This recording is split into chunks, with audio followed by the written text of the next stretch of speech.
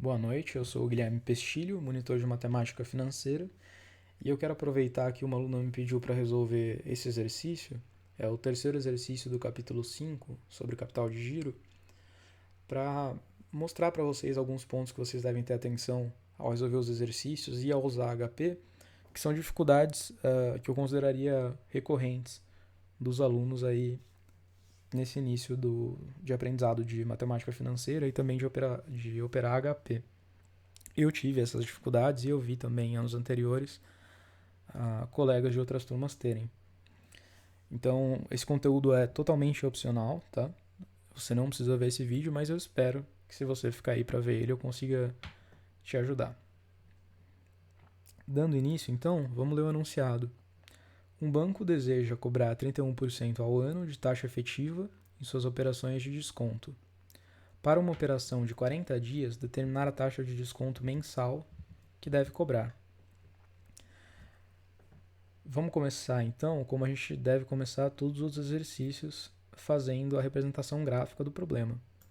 A gente tem então a nossa linha do tempo, e como é uma operação de desconto, vocês já sabem que, no caso, por exemplo, um empresário tem um recebível que no futuro vale dinheiro, mas ele prefere vender esse recebível agora para um banco para que ele possa ganhar no presente um valor um pouquinho menor do que ele ganharia no futuro. Tá? Quão menor vai ser esse valor? Vai depender da quantidade de tempo e também da taxa. No caso, 40 dias. E a taxa que foi dada para a gente pelo exercício, 31% ao ano. Aqui a gente já percebe um cuidado que a gente precisa ter. Essa taxa aqui está ao ano. O nosso período é de 40 dias.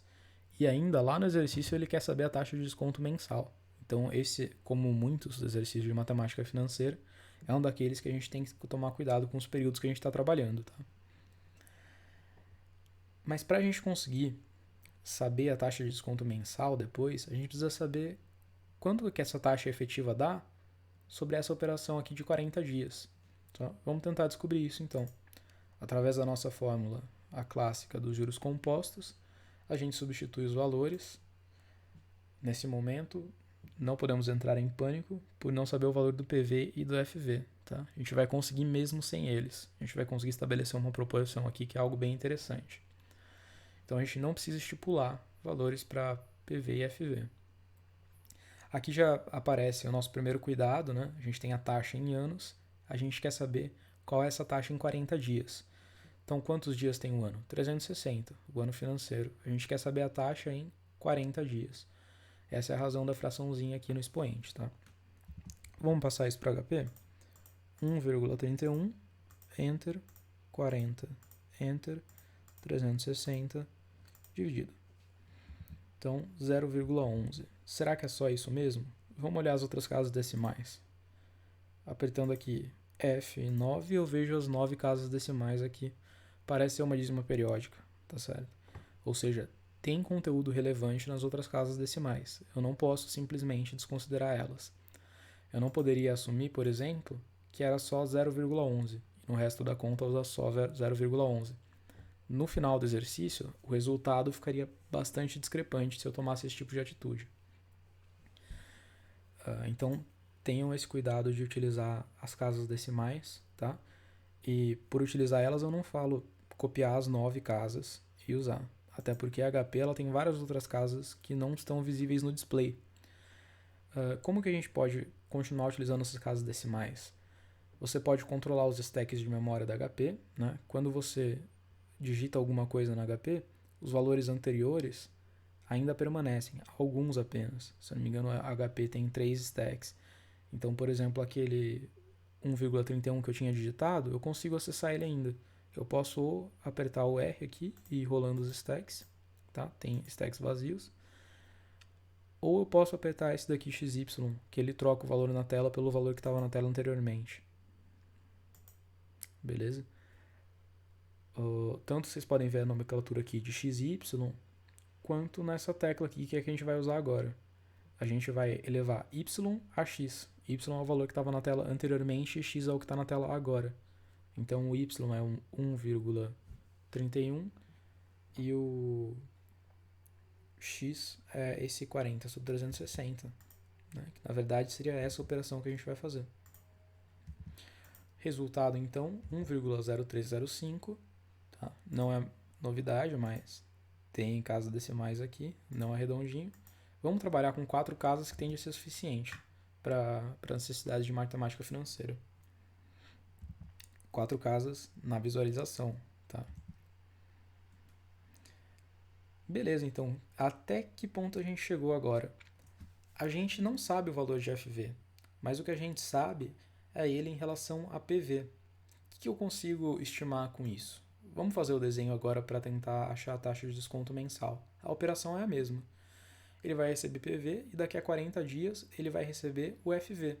E a gente sabe que o FV é 1,0305 PV. Tá? A duplicata, ele não recebe um pouco menos do valor dela no futuro para receber agora? A gente está conseguindo visualizar isso já. Não precisamos saber qual é o valor da duplicata, mas a gente sabe que no presente ele recebe menos do que ela vale no futuro. E através disso, a gente consegue perguntar agora, através da fórmula, qual seria a nossa taxa de desconto. Lembrando agora, taxa de desconto mensal, tá? Pontos importantes aqui, que é comum os alunos esquecerem, e na prova, gente, não esqueçam, ao fazer o gráfico aqui, coloca o 0 no ponto de início, tá? 40 indica que são dias. Quando você colocar a taxa de desconto, coloca esse Dzinho aqui, porque não é uma taxa que é regida por juros compostos. Eles, inclusive, têm essa fórmula própria, no caso dos descontos. E como é uma seta de desconto, esse arco aqui, a gente coloca uma flechinha na ponta dele, ou uma seta. E essa fórmula aqui, o que eu sugiro é lembrar sempre da lógica, inclusive que o Taba conta para vocês, de como que o gerente explica para o cliente a operação de desconto, né? Então, olha só, você vai receber hoje, eu vou pagar aqui para você, o valor que está na sua duplicata, menos uma taxinha, tá?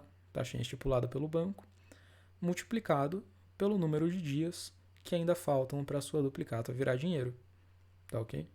No caso aqui, esse número de dias poderia ser número de meses, por exemplo, a gente está trabalhando com dias. Vamos então passar as informações que a gente já tem. A gente sabe quanto é FV? Olha, a gente não sabe. O que a gente sabe é a proporção dele com o PV. Então eu copiei aqui.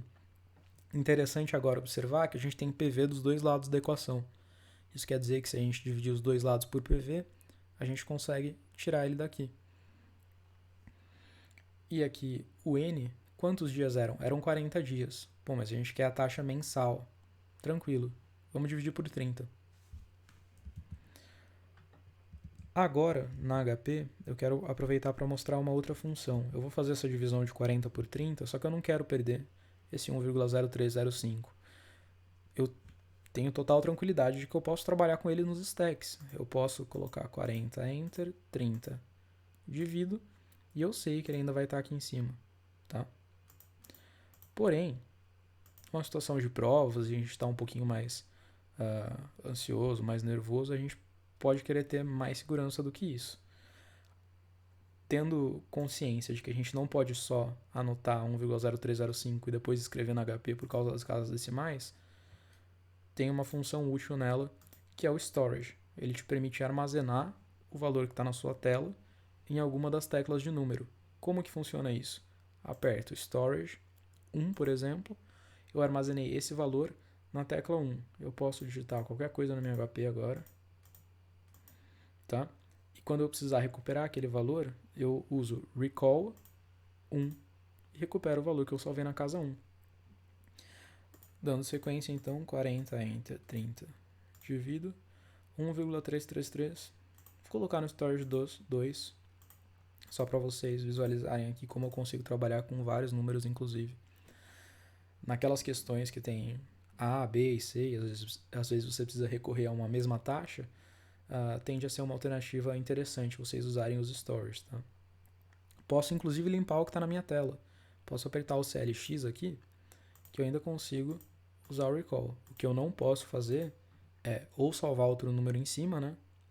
ter outro número na tela e apertar Storage One, um vai sobrepor o outro, ou limpar o registro, apertar F, CLX, aí eu limpo o registro e eu perco o que está armazenado.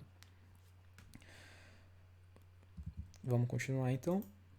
Aqui, como eu disse, dividindo os dois lados por 1, por PV, aí fazendo essa fração aqui, a gente chega nessa equação.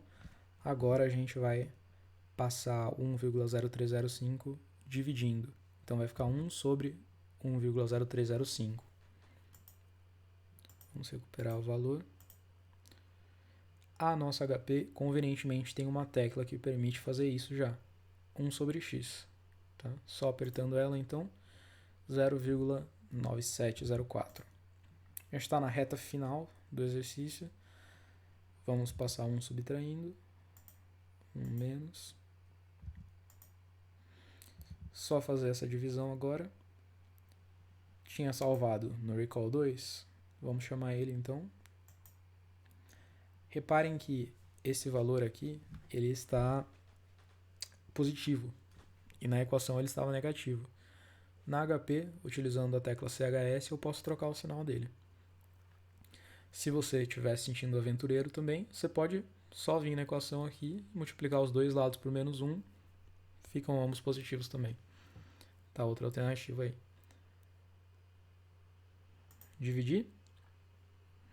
0,0222. Essa é a nossa taxa. Por que aí está 2,21? Porcentagem.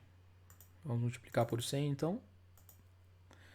2,2168% importante ao mês. Tá? Indica sempre o período. Bacana, então. A gente tem a nossa representação gráfica. Temos a fórmula utilizada, as fórmulas. Temos as contas e a resposta aqui. Vamos colocar ainda a resposta num contexto, certo? O banco ele deseja cobrar aquela taxa. Qual é a taxa de desconto mensal que ele deve cobrar? Resposta. O banco deve cobrar uma taxa de 2,22% ao mês. Tá ok?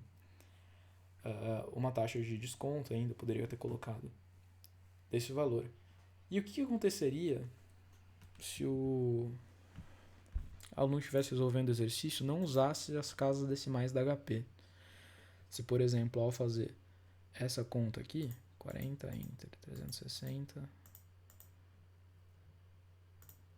divide 0,1111, e ele fosse fazer a próxima, ele fizesse 1,31 entre 0,11, opa, errei ali, ponto 11, que é o que ele teria anotado, se ele estivesse usando duas casas decimais só, eleva.